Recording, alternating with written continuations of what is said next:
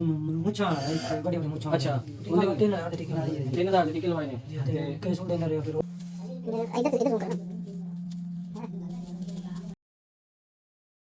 उन्हें आप रोका है। वो स्टोर वाला सी हाँ। ठीक है। उन्हें आखा किसी को ना जाओ। हाँ वो किसी किसी को दवाना ही नहीं है। हाँ चीरा दोबारा ही नहीं है। अस्सलाम वालेकुम, ये जी आसफ है।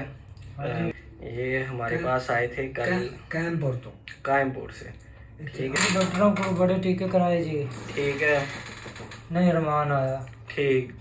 कहा रब्बू इतने आ गए हकीमा कोल भी गए हैं, हकीमा कोल भी गए हैं, देसी पट्टियां बनो ये फिर जैसी ठीक है, जी नहीं पीसी सही, बड़ा सोना माशाल्लाह भाई जी। ठीक है। रात स्कूल ना मैं मुतमईन ना पढ़े थे मामू जी, ये बच्चे को एक दफा ना मौका दो, ठीक है। ठीक है। हाँ अच्छा, ये अच्छा कल आपको हमने कल इनकी जी हमने रिंग ब्लॉक लगा के बड़ी मुश्किल से इन्हें मनाया है। ये आज जो मुस्कुरा रहा है हाँ ना, जी। और कल इतना ही ये तंग कर रहा था हमें, कोई 40 मिनट इसको मनाने भी लगे हैं कि ये रिंग ब्लॉक लगाने दो।